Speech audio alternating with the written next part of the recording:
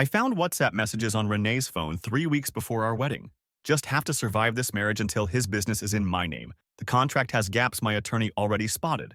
6 months max, and I'll own half his company. Chad's reply came through seconds later. Can't wait to run it together, baby. I need to back up here because this sounds insane, and I know how Reddit works. You're already thinking I'm an idiot for not seeing this coming. But let me explain how I got here. I'm 32 and I built a software consulting firm from nothing over the past 8 years. We specialize in custom database solutions for mid-sized manufacturing companies. Not sexy, not Silicon Valley, but profitable enough that I bought a house in the suburbs 2 years ago and drive a 2023 Audi A6 that I paid cash for. The business has 18 employees and pulls in decent revenue. I'm not rich, but I'm comfortable. I met Renee at a networking event 2 years ago. She worked in marketing for a pharmaceutical company, and we hit it off immediately. She was smart, funny, made me feel like I'd finally found someone who understood the pressure of building something from scratch. We moved in together after 6 months. Everything felt right. Her lease was ending anyway, and my house had plenty of space. She talked about wanting to be part of something bigger, about how corporate life was draining her soul. I thought we were building a future together. The proposal happened last December at her parents' house during Christmas. Her mom, Annette, cried. Her dad, Ray, shook my hand for about 30 seconds straight, and Renee's younger brother, Douglas, actually seemed happy for us. Her family loved me, or at least I thought they did.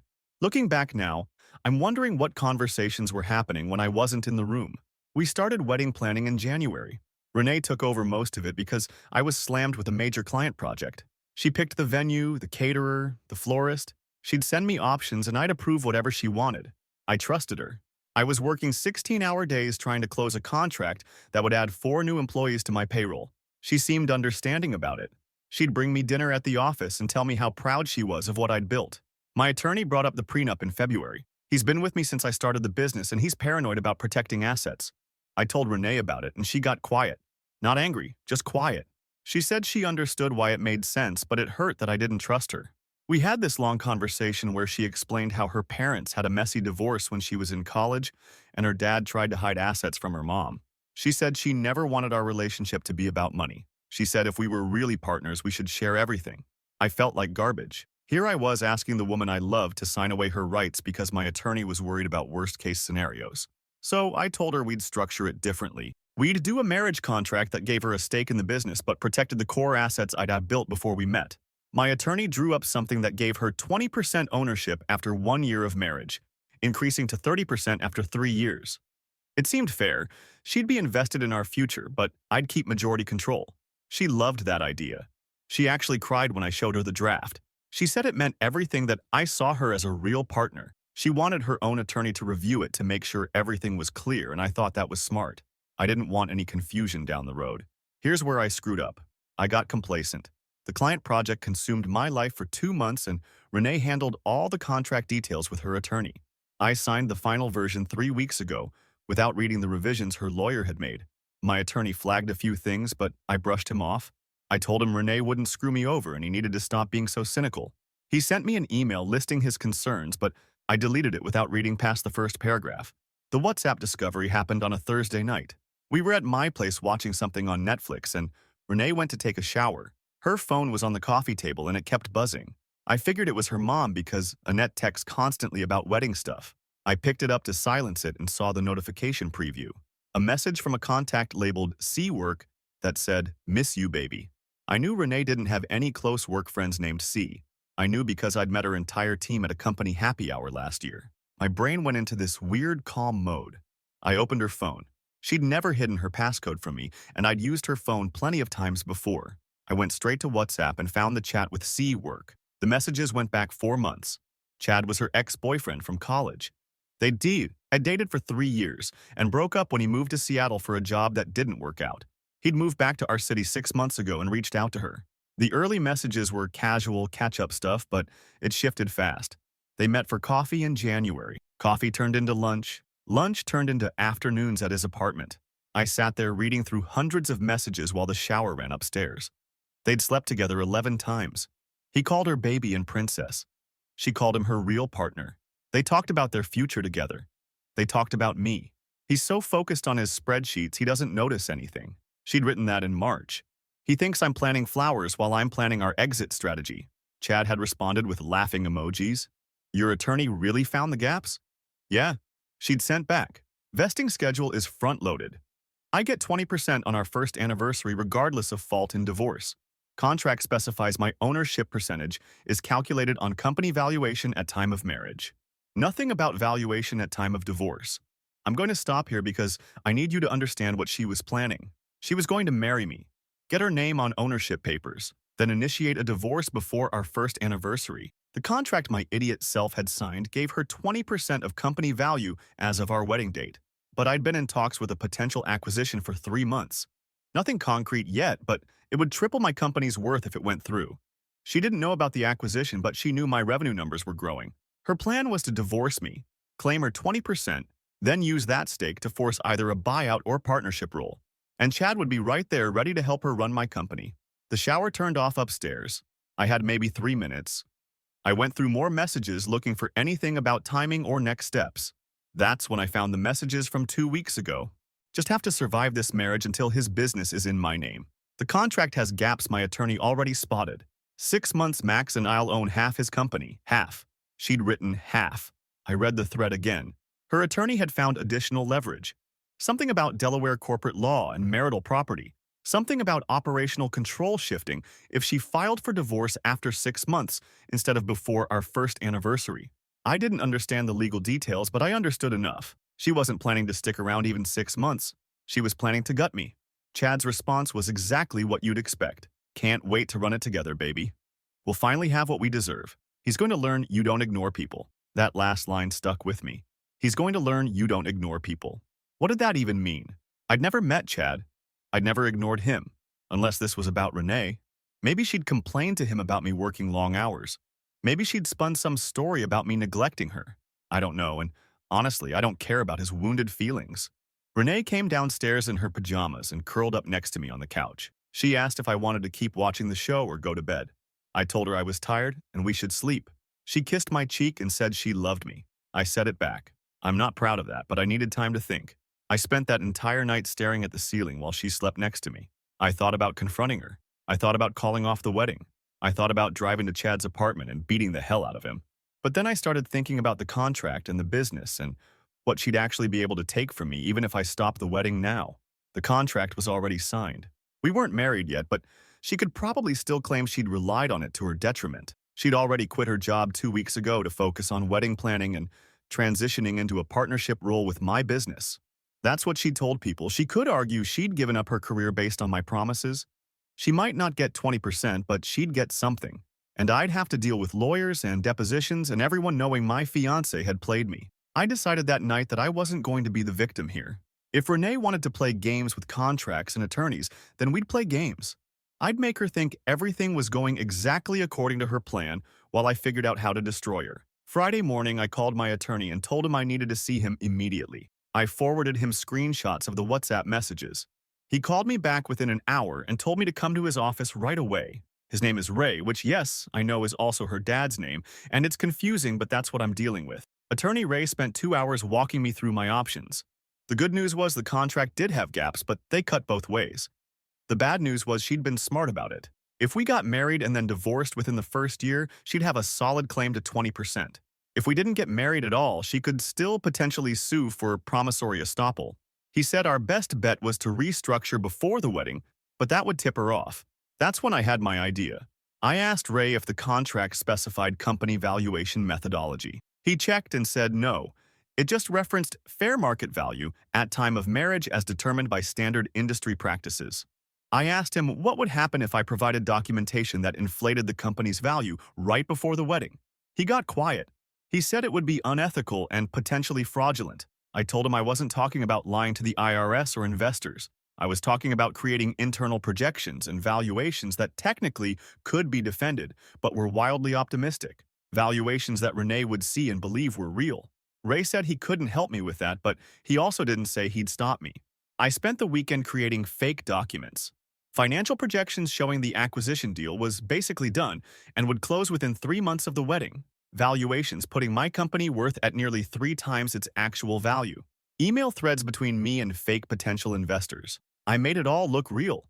I even paid my web designer to create a dummy website for a fake venture capital firm. Then, I left the documents on my laptop in places where Renee would find them if she went looking, which she absolutely would because she'd been monitoring my email and files for months. I know this now because I went back through my laptop logs and saw she'd been accessing my computer whenever I left it unlocked. Monday morning, I acted normal. I talked to Renee about final wedding vendor payments. I confirmed our cake tasting appointment for Wednesday. I asked if her mom needed help with anything, and I waited. Tuesday afternoon, she was working on her laptop at the dining room table when I came home from the office. She had this weird smile on her face, not her normal smile, something else, something that looked like she'd just won something. She asked me how my day was, and I said it was fine. She asked if anything exciting was happening with the business, and I said, just the usual client work. She kept smiling. I knew she'd seen the fake documents. I knew she thought she'd just hit the jackpot. Instead of divorcing me for 20% of a moderately successful consulting firm, she'd be divorcing me for 20% of a company about to be acquired for millions. Or so she thought. The next 2 weeks were the worst of my life. I had to keep planning this wedding. I had to keep acting like I was excited to marry someone who was actively plotting to rob me. Renee's behavior got weird too. She became super affectionate. She'd tell me how proud she was of me and how lucky she felt. She'd talk about our future and all the things we'd build together. Every word out of her mouth was a lie, and she knew it, and I knew it, but we both kept performing. The worst part was her family. Annette kept calling me her son and talking about how happy she was to officially welcome me into the family. Douglas asked if I'd hire him as a developer after the wedding. Even Ray seemed friendlier than usual. I started wondering how much they knew. Had Renee told them her plan? Were they all in on it? I checked the WhatsApp messages again on Wednesday night. Renee had been careless and left her phone unlocked while she ran to pick up her dress alterations. The messages with Chad had continued. She'd told him about the fake acquisition documents. He'd sent back messages about how they were going to be set for life. They were already planning which employees they'd fire first. They'd picked out furniture for the office they'd share. They'd talked about buying a house in the mountains and maybe one on the coast too. Reading those messages did something to me. I stopped feeling angry. I just felt cold. These two people had decided I was an obstacle to remove. They'd made detailed plans to take everything I'd built. They'd laughed about it. Fine, let them think they'd won. The week before the wedding got chaotic. I had vendor meetings and family obligations and a bachelor party that Douglas organized at a sports bar. Chad sent Renee a message during my bachelor party asking if she was having second thoughts. She sent back a photo of her engagement ring and said, 6 more days, baby. 6 more days until we get what's ours. Yesterday was Friday. Tomorrow is Sunday. Sunday is our wedding day. I've been running around finalizing payments and confirming arrival times. The ceremony is at 4 in the afternoon at a golf club outside the city. We're having 200 guests. The catering alone cost $18,000. Renee picked white roses for everything because she said they represented new beginnings. I spent this morning meeting with attorney Ray one last time. He asked if I was sure about what I wanted to do. I told him I'd never been more sure about anything. He handed me an envelope and said it would be ready at the venue. I asked if she'd see it coming, and he said absolutely not. That made me smile. Tonight is the rehearsal dinner. Renee's whole family will be there, plus some of our close friends. I'll have to sit through speeches about love and partnership and commitment.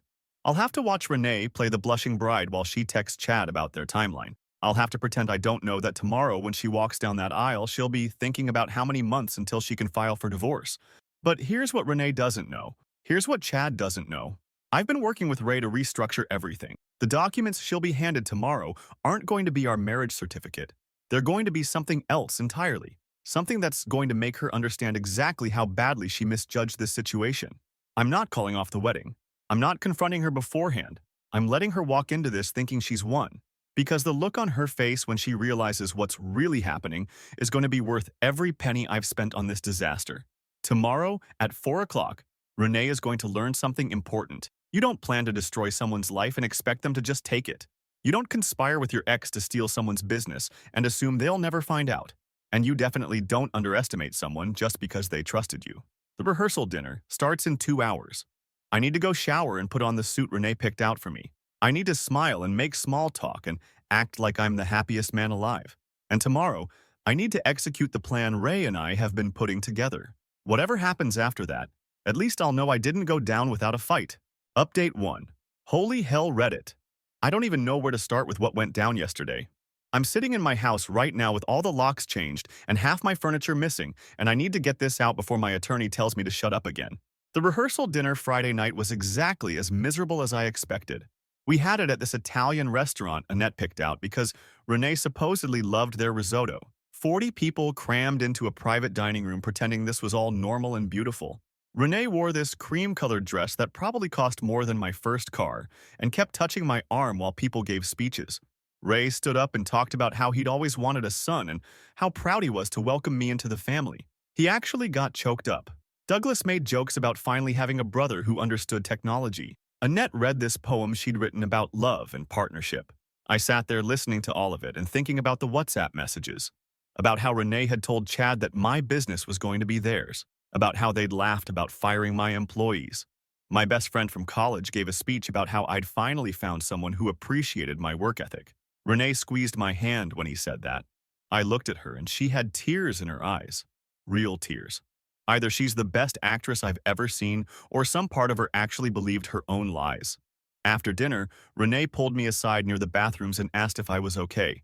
She said I seemed distant. I told her I was just tired from all the wedding stress, and she kissed me and said tomorrow everything would be perfect. Tomorrow we'd start our real life together. I nodded and said I couldn't wait. I barely slept Friday night. Renee stayed at her mom's place because Annette insisted on some traditional separation before the wedding. I spent the night going over documents with attorney Ray on a video call. He walked me through exactly what would happen at the ceremony. He asked me 3 times if I was absolutely sure. I told him I'd never been more sure of anything. Saturday morning, I woke up at 6 and went to the gym. I needed to do something physical or I was going to lose it. I ran on the treadmill for an hour thinking about every lie Renee had told me over the past 2 years, about every time she'd supported my business decisions while secretly planning to steal everything, about Chad sitting in his apartment counting down the days until they could be together. The ceremony was at 4, but I had to be at the golf club by 2 for photos. I got there early and found attorney Ray waiting in the parking lot. He handed me another envelope and said this was my last chance to back out. We could call it off right now and deal with the fallout. I took the envelope and told him to stick to the plan. Guests started arriving around 3. I stood in the groom's area watching people file into the outdoor ceremony space. My employees were there. Renee's entire extended family, friends from college, everyone dressed up and excited to watch us get married. I kept thinking about what they'd all say when they found out the truth. Would they believe me, or would Renee spin some story about me being controlling? Renee's hairstylist posted Instagram stories from the bridal suite. Renee looked beautiful. I hate that I noticed that, but she did. White dress with lace sleeves, hair pulled back, holding a bouquet of white roses. Smiling like this was the happiest day of her life. Maybe it was. Maybe she thought she'd pulled off the perfect crime. The ceremony started at 4:15 because Annette needed extra time with photos. I walked out with the officiant and stood at the front watching the wedding party come down the aisle. Douglas was one of my groomsmen because Renee insisted on including her brother. He clapped me on the shoulder as he took his place and told me I was a lucky guy. I wanted to tell him his sister was a con artist, but I just smiled. The music changed and everyone stood up.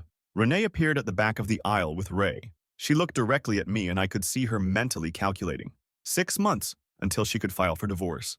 6 months until she'd claim her percentage of what she thought was a multi-million-dollar acquisition deal. 6 months until she'd have everything she wanted. She walked down that aisle like she owned it. Ray kissed her cheek and handed her off to me and I took her hands. The officiant started talking about love and commitment and partnership, about how marriage was a sacred bond built on trust. I watched Renee's face and she was glowing. She actually looked happy. We got through the vows. Renee said she'd love and honor me for the rest of our lives. I said the words I was supposed to say while thinking about the messages on her phone. The officiant got to the part about objections, and I almost laughed. If anyone here knows why these two should not be married, speak now or forever hold your peace. Yeah, I have a few reasons, but let's keep going. Then came the moment attorney Ray and I had planned. The officiant pulled out what looked like our marriage license and said, before we could continue, there was one final document that needed to be reviewed and signed in front of witnesses. He handed papers to Renee first.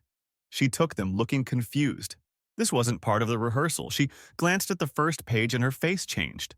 Not dramatically, just this subtle shift from confused to focused.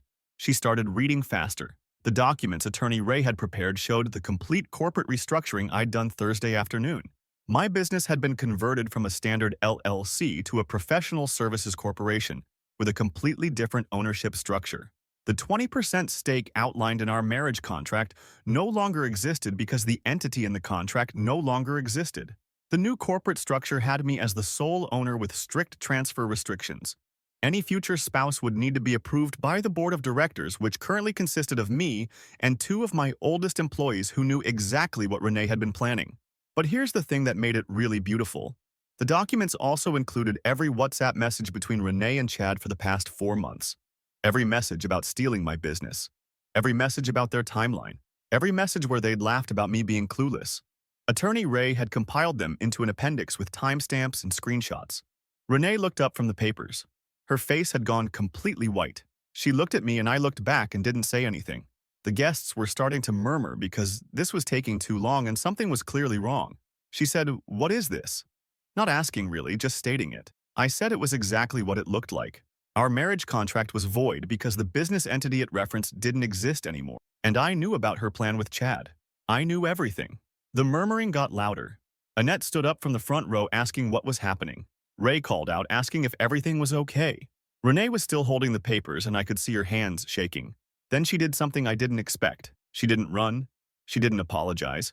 She looked at everyone watching us and she said, I was trying to humiliate her because I'd gotten cold feet.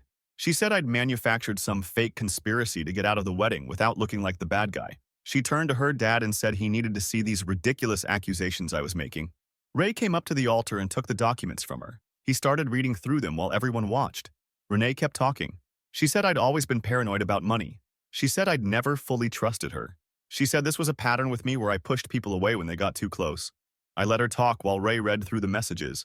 I watched his face change as he got to the WhatsApp screenshots. He looked at Renee and asked if these were real. She said I must have faked them somehow. She said I had technical skills and could have created fake conversations.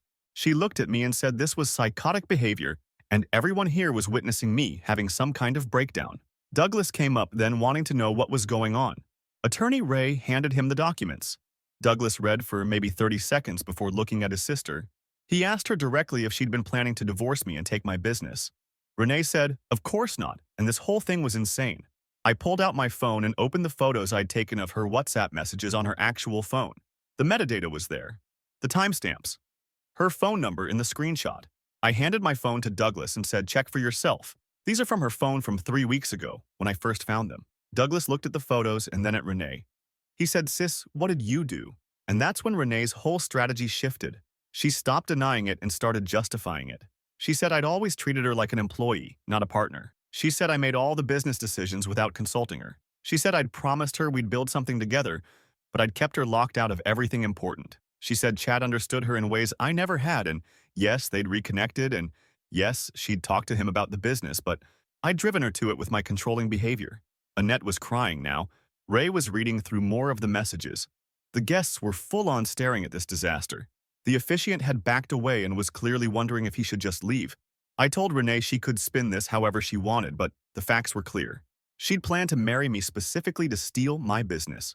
She'd coordinated with her ex-boyfriend to take over my company. She'd lied to me for months while pretending to love me, and now everyone here knew exactly who she was. Renee said, fine. Fine, then we wouldn't get married and she'd sue me for breach of contract and emotional distress and fraud because I'd promised her partnership in the business and then restructured everything to keep her out. She said her attorney was going to destroy me. She said I'd regret humiliating her like this in front of her entire family. That's when things got really complicated because Ray the dad, not Ray the attorney, pulled Annette aside and they started having this intense whispered conversation. And I realized I'd been assuming they didn't know about Renee's plan, but what if they did? What if this whole family had been in on it? Douglas was still standing there, holding the documents, looking between me and his sister. He asked Renee how long she'd been planning this. She told him to shut up and said this wasn't his business. He said actually, it was because he'd asked me about a job after the wedding, and now he wanted to know if that had been part of her scheme too. Was she planning to bring him into the company after she got her ownership stake? Renee didn't answer him. She was looking at her parents.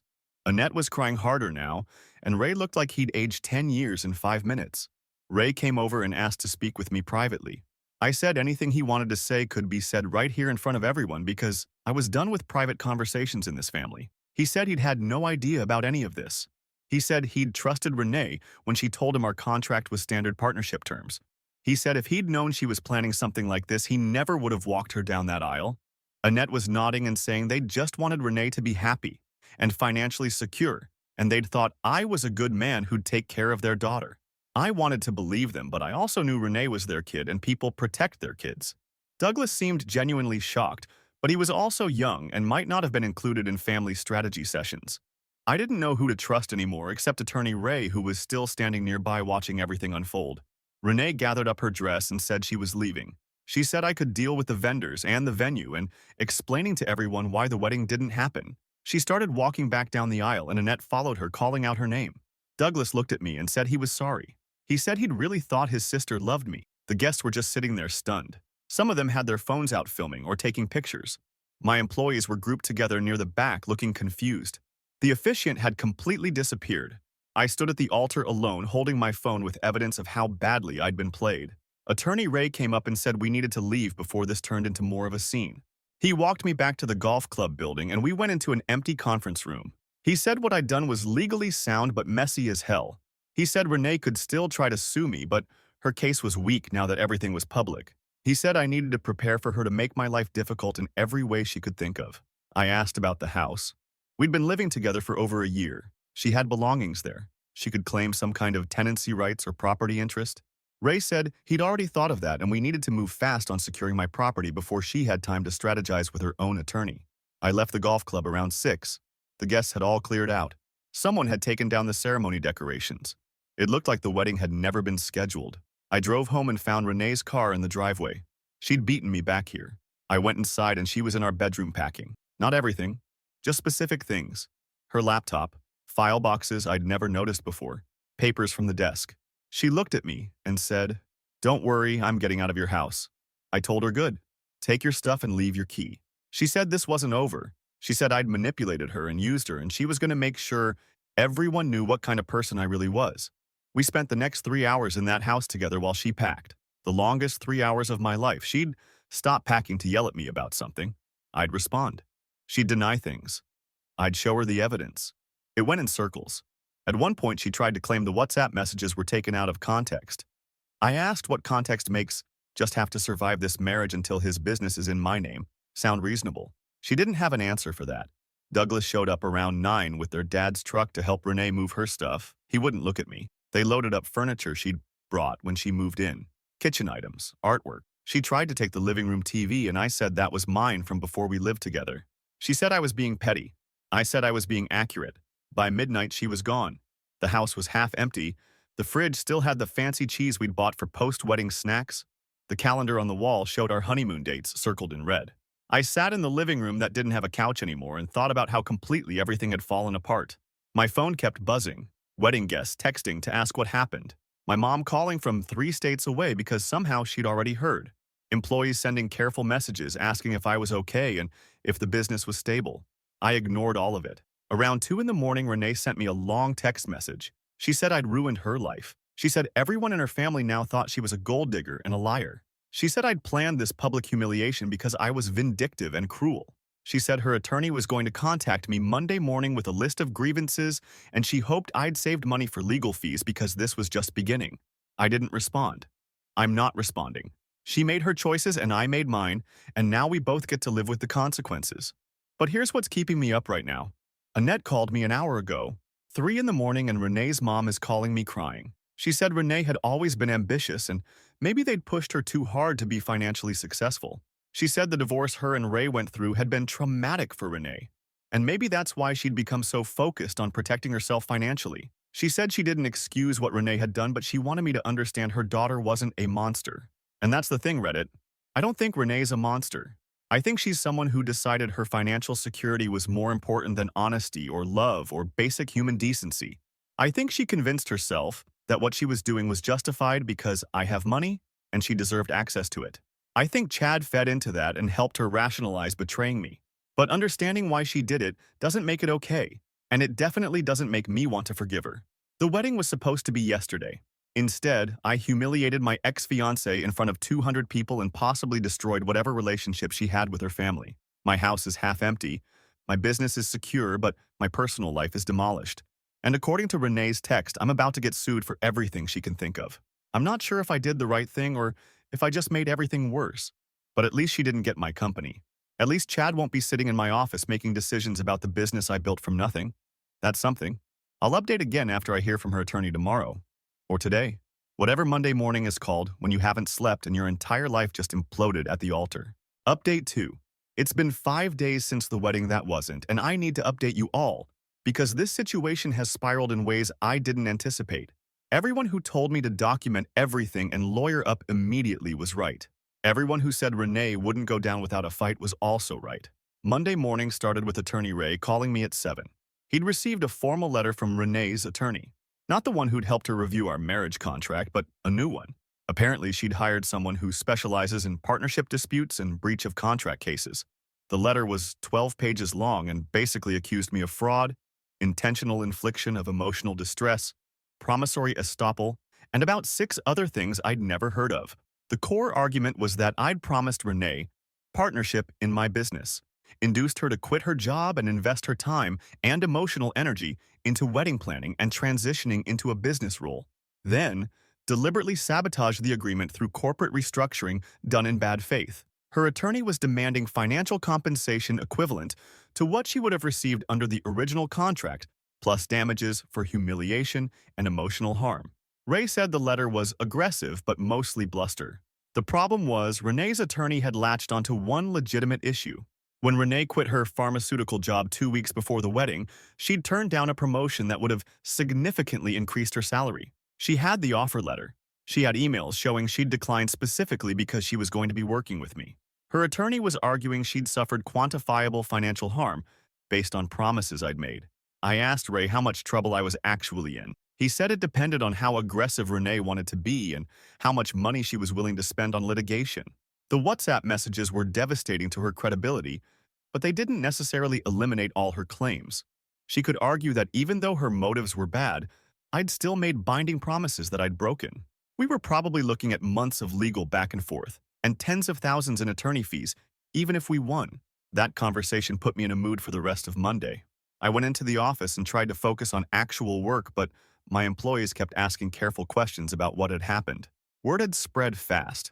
One of my senior developers asked if the business was stable and if their jobs were secure.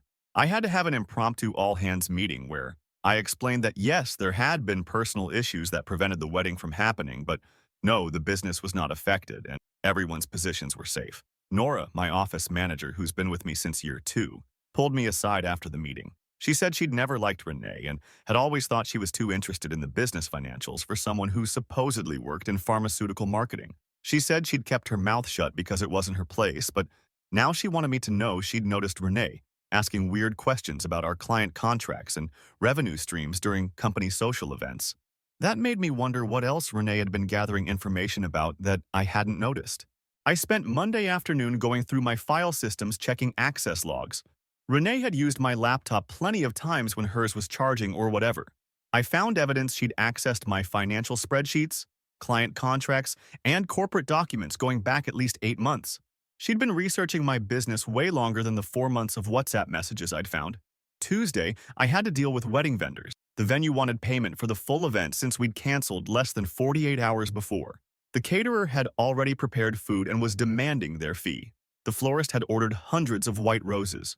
The photographer had blocked out the entire day. I was looking at about $30,000 in sunk costs for a wedding that never happened. I called Renee Tuesday afternoon to discuss splitting the vendor costs.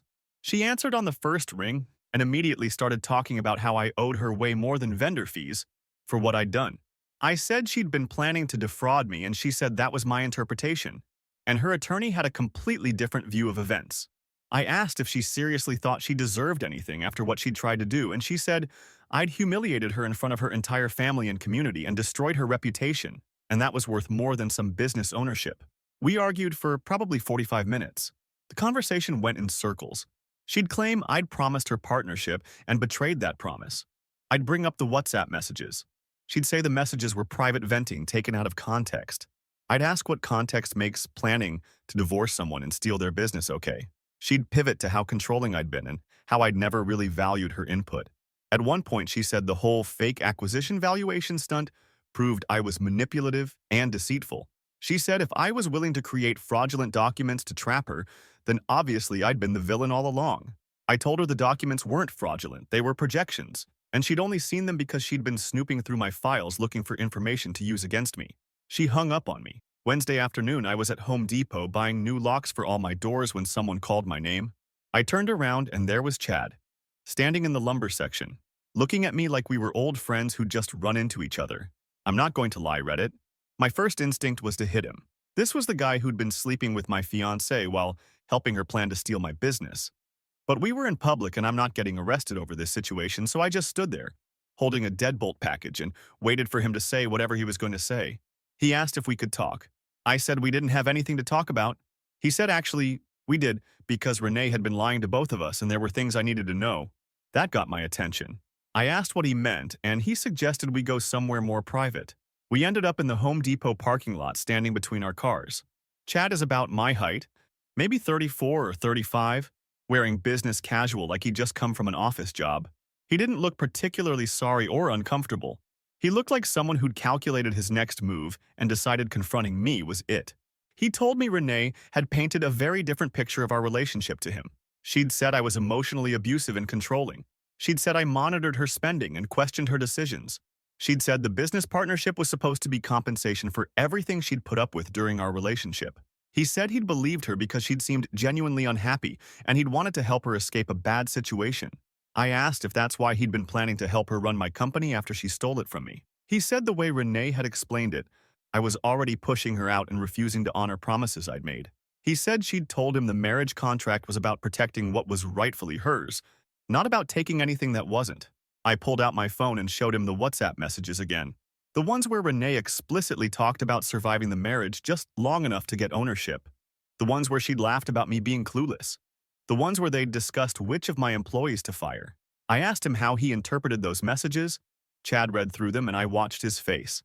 He was either a great actor or he was genuinely seeing them in context for the first time. He said Renee had told him those were jokes and venting, and I'd taken them seriously because I was paranoid. I asked if planning which employees to fire sounded like a joke. I asked if discussing timeline strategies for divorce sounded like venting. He didn't have good answers. He kept saying Renee had framed everything differently. He kept saying she'd made me sound like someone who deserved what was happening. And then he said something that made me understand this whole situation better. He said Renee had promised him they'd finally have the financial stability to get married and start a family like they'd always planned before his Seattle job had ruined everything. So that was it. Chad wasn't just some ex-boyfriend helping Renee screw me over for fun. He thought he was rescuing her from me and building a future with her using my business as their foundation. Renee had played both of us. She'd convinced him he was the hero and convinced me she loved me while planning to use both of us to get what she wanted. I told Chad he'd been manipulated just like I had. I told him Renee was focused on financial security above everything else, and we'd both just been means to that end. He didn't like hearing that. He said Renee loved him, and they'd been together first, and I was the interloper who'd gotten in the way of their relationship. I said if she loved him so much, why had she been sleeping with both of us and planning to marry me instead of him? That made him angry. He said Renee had explained that too. She'd needed to marry me to get access to the business, but she'd always planned to be with him afterward. She'd needed my resources, but she'd wanted Chad's partnership. I asked if that explanation made him feel good about himself, and he told me to shut up. We stood in that parking lot arguing for probably 20 minutes. It was the weirdest confrontation of my life. Two guys who'd both been screwed over by the same woman trying to figure out who the real victim was. Eventually, Chad said he needed to go talk to Renee and get the full truth. I told him good luck getting it, because she'd been lying to both of us for months, and I doubted she'd suddenly become honest now. Thursday, I had a meeting with attorney Ray to discuss strategy for responding to Renee's legal demands. He'd drafted a response letter that basically said her claims were without merit and we had substantial evidence of her fraudulent intent. He recommended we offer to split the wedding vendor costs 50-50, just to show good faith and avoid her claiming we'd caused her additional financial harm. I hated the idea of giving her anything, but Ray said sometimes you pay a little to avoid paying a lot. While I was at Ray's office, Douglas called me, Renee's brother. He said he needed to talk to me about something important and could we meet somewhere. I was suspicious but curious, so I agreed to meet him at a sports bar near my office after work. Douglas showed up looking uncomfortable and ordered a beer before he'd even sat down. He told me Renee and their parents had been fighting constantly since the wedding disaster. Annette was devastated that her daughter had been planning something so calculated. Ray, the dad, was angry that Renee had gotten legal advice without telling him the full truth about her intentions. Douglas said the whole family was falling apart over this. But here's why Douglas wanted to talk to me. Renee had asked him to back up her version of events. She wanted Douglas to say he'd witnessed me being controlling and dismissive during the time we'd lived together. She wanted him to say I'd made promises about business partnership that I'd failed to honor. She wanted him to provide testimony supporting her legal claims. Douglas said he'd told Renee no. He said what she'd done was wrong and he wasn't going to lie to help her. Renee had accused him of choosing me over his own sister. She'd said family was supposed to stick together. Douglas had said family wasn't supposed to conspire to commit fraud. I asked Douglas why he was telling me this. He said because Renee was going to keep escalating and I needed to know she wasn't backing down. She'd apparently been in contact with several of my business clients through LinkedIn. She'd been sending messages suggesting there were problems with my company's management, and they should consider alternative vendors. Douglas had seen the messages on her laptop when he'd helped her move into her new apartment. That information made me furious. Going after my business directly was a new level. I asked Douglas if he had proof of the messages, and he said no, but he'd seen them. I asked if he'd testify to that if necessary, and he said he didn't want to get pulled into legal proceedings, but he thought I deserved to know what Renee was planning. Friday morning, I got a text from Renee. Long paragraph about how she'd talked to Chad and realized he'd been just as manipulative as me. How everyone in her life had used her for something. How I'd used her for companionship while keeping her away from real partnership in my business. How Chad had used her for emotional support while never committing to their relationship properly. How even her family was using her as a scapegoat for their own dysfunction. The text said she was done being everyone's victim and doormat. She said her attorney was moving forward with the lawsuit and she was going to fight for what she deserved. She said she'd given up a career opportunity for me and turned down Chad's proposal last year because she'd believed in our future and I owed her compensation for that sacrifice. Wait, Chad had proposed to her last year? That was new information. I called Douglas back and asked if he knew about Chad proposing. Douglas said, yeah. Chad had proposed about 6 months after moving back to our city. Renee had said no because she was already with me and didn't want to blow up her life. But apparently she'd kept Chad around as a backup plan. This whole situation was more calculated than I'd realized. Renee hadn't just reconnected with an ex and gotten swept up in old feelings. She'd strategically maintained a relationship with Chad while planning to extract maximum value from me. She'd turned down his proposal but kept him interested while she executed her plan to get ownership in my business. She'd probably told Chad she needed time to extract herself from my controlling relationship while she was actually just maximizing her financial position. I spent Friday trying to figure out my next move. Attorney Ray wanted to settle quickly and minimize costs. I wanted to make sure Renee faced real consequences for what she'd done. The problem was the legal system moves slowly and costs money, and sometimes people like Renee can drag things out until you give up, just to make it stop. Saturday morning, I went to my office to catch up on work I'd been neglecting all week. Nora was there, which surprised me since she usually doesn't work weekends. She said she'd been thinking about the Renee situation, and she had an idea that might help. Nora explained that several of our major clients had worked with us for years, specifically because of the stability and reliability of our team. If Renee was going around suggesting management problems, Nora wanted to reach out to those clients proactively, not to badmouth Renee, but to reassure them that the business was solid. And any personal issues I was dealing with wouldn't affect service quality. She said she could frame it as standard relationship management without getting into details about the wedding disaster. I told Nora to go ahead. At this point, I needed to protect the business, and if that meant getting ahead of whatever Renee was planning, then so be it. Nora said she'd draft some emails and run them past me before sending. It's Saturday night now, and I'm sitting in my half-empty house trying to figure out what Renee's endgame actually is. Her legal claims are weak but not non-existent. She's trying to damage my business reputation, but she doesn't have enough access to do serious harm. She's alienated her family, but they're not completely on my side either. Chad apparently realized she was playing him, but I don't know if that changes anything. The wedding was supposed to be last weekend. Instead, I'm dealing with lawsuits and reputation management and an ex-fiancée who's determined to extract something from this situation, even if she has to burn everything down to do it. Attorney Ray keeps telling me this will eventually settle and we'll all move on. But right now, it feels like Renee's just getting started. I'll update after we hear back from her attorney about our response letter. Something tells me this isn't close to over. Final update. It's been 3 weeks since my last update, and I need to close out this story because several things have resolved, and you all deserve to know how this ended. Spoiler alert. Renee did not get my business, and she's currently dealing with problems she created for herself. The week after my last post, Attorney Ray received Renee's formal response to our letter. Her attorney had doubled down on the breach of contract claims and added new allegations about how I damaged her professional reputation by exposing the WhatsApp messages publicly. They were demanding $200,000 in damages plus attorney fees. Ray said the number was absurd and clearly meant to pressure me into settling for something smaller.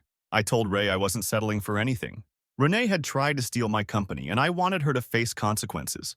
Ray explained that legal battles are expensive and unpredictable, and sometimes walking away is smarter than fighting. I said I understood that, but Renee was counting on me giving up because litigation was uncomfortable. I told him to prepare for a fight. Wednesday morning, Nora came into my office with information that changed everything. Remember how Renee had been contacting my clients through LinkedIn? Turns out it was worse than Douglas had described.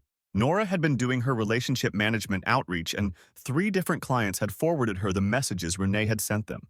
Renee hadn't just suggested there were management problems. She'd specifically claimed I was under investigation for business fraud.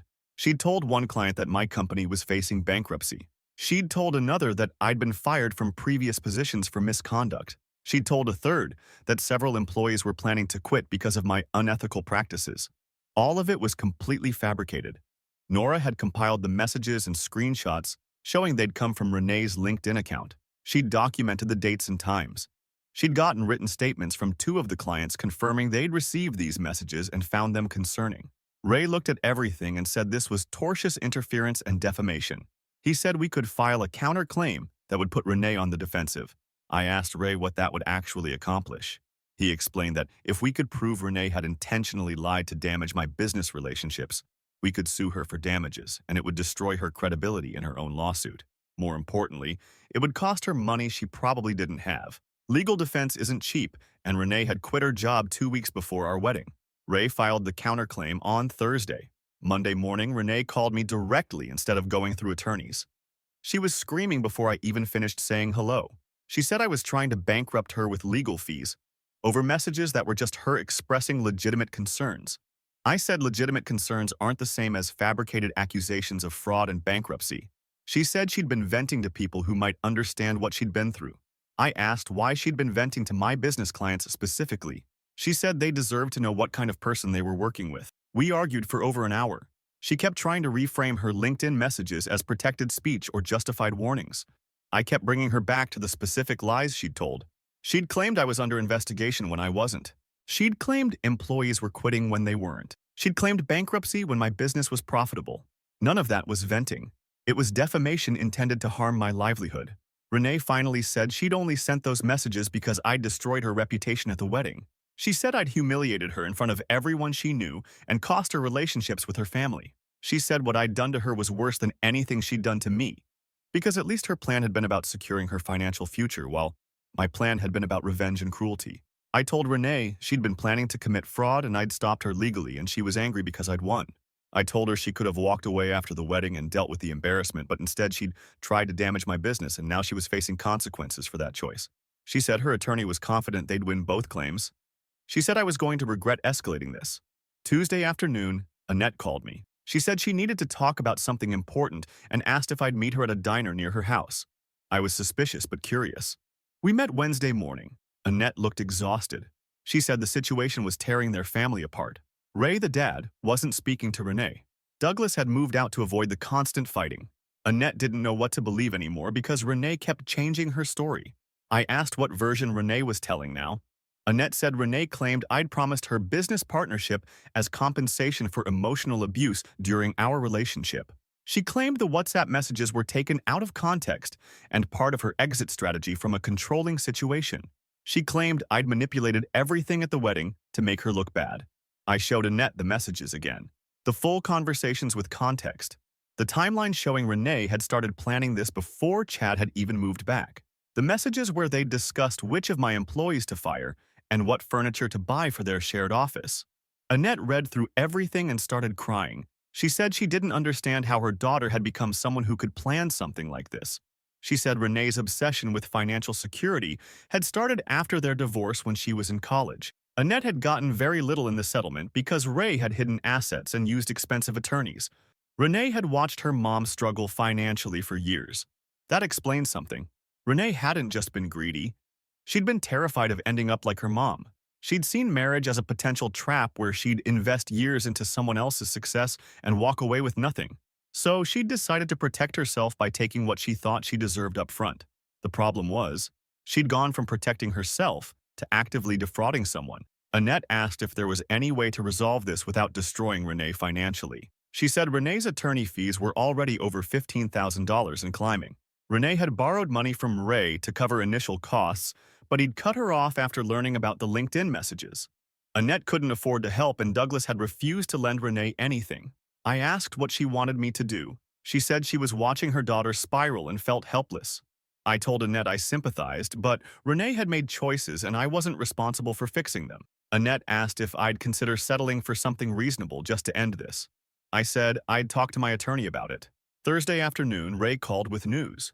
Renee's attorney had reached out about settlement discussions. They were willing to drop the breach of contract claims if I dropped the defamation counterclaim. Ray said it was a face-saving move. Renee couldn't afford to keep fighting, and her attorney knew the case was weak. Ray suggested we agree to drop the defamation claim, but require Renee to send correction messages to every client she'd contacted. She'd have to admit her previous messages contained false information and apologize for any concern caused.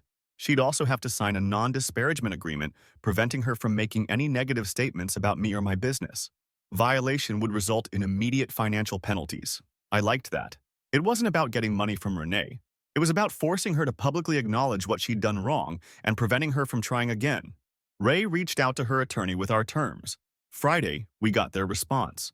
Renee's attorney agreed, but wanted the correction messages worded carefully. Ray said that was fair. We negotiated the exact language. The final version had Renee acknowledging she'd made statements based on incomplete information that she now understood to be incorrect, and she apologized for any confusion. The settlement was finalized Monday of this week. Renee had to send the correction messages within 48 hours. She had to sign the non-disparagement agreement. In exchange, I dropped the defamation claim, and we both walked away from all other legal action. The wedding vendor costs stayed split. She'd pay her attorney fees, and I'd pay mine. Ray estimated I'd spent about $25,000 on attorney fees total. Worth it to protect my business and ensure Renee couldn't keep attacking me legally. Tuesday, Nora confirmed our key clients had received Renee's correction messages. The clients appreciated the clarification and reassured Nora they had no concerns about continuing to work with us. One client said they'd been suspicious of Renee's original messages because they hadn't matched their experience with my company. So where does this leave everything? Renee is broke and professionally damaged. She has no job and no prospects, and she's burned through her savings on attorney fees for a lawsuit she didn't win. Her relationship with her family is destroyed. Ray won't speak to her. Annette is disappointed. Douglas thinks she's unethical. Chad apparently stopped returning her calls after realizing how thoroughly she'd manipulated him. My business is fine. The clients are secure. My employees know the full story, and several have said they're glad they work for someone who handles problems directly. My house is still half empty because I haven't replaced the furniture Renee took. I don't mind the space. I'm not dating and I'm not looking to. Maybe eventually, but right now I'm focused on work. Some of you asked if I felt guilty about humiliating Renee at the wedding. The answer is no. She was planning to commit fraud, and I stopped her in the most effective way possible. Could I have called off the wedding privately? Sure. But then she could have told everyone I'd gotten cold feet or whatever story made her look sympathetic. By confronting her publicly with evidence, I made sure everyone knew the truth. Was it harsh? Yes. Was it necessary? I think so. Renee spent months planning to destroy me financially and only stopped because I caught her. She didn't have a change of heart. She got caught and then got defensive and tried to take me down through other means. Every consequence she's facing is the direct result of her own choices. Others asked if I think Renee actually loved me. I don't know and I don't care. Maybe she did initially. Maybe she convinced herself she loved me while planning to rob me. It doesn't matter. What matters is she made a calculated decision to defraud me, and I made a calculated decision to stop her. The whole situation has made me more careful about relationships and business mixing. I'll never again let someone have access to my financial information just because we're dating. I'll never sign contracts without reading every word. And I'll definitely never ignore red flags just because someone seems supportive. This story doesn't have a dramatic ending. I didn't bankrupt Renee or destroy her life completely. What I did was protect what was mine, expose her plan, and make sure she faced real consequences. She lost her reputation, her family's trust, her relationship with Chad, and money on legal fees. She'll recover eventually, but she'll remember what happened when she tried to steal from me. For anyone reading this who thinks I should have been more forgiving, I'd ask what you'd do if you found messages showing your partner was planning to defraud you. Would you sit down for a calm conversation? Would you go to therapy together? Or would you protect yourself and let them face consequences? I chose to protect myself. I don't regret it. And I'd do it again. That's the end of this saga, Reddit. Thanks for following along and for all the support.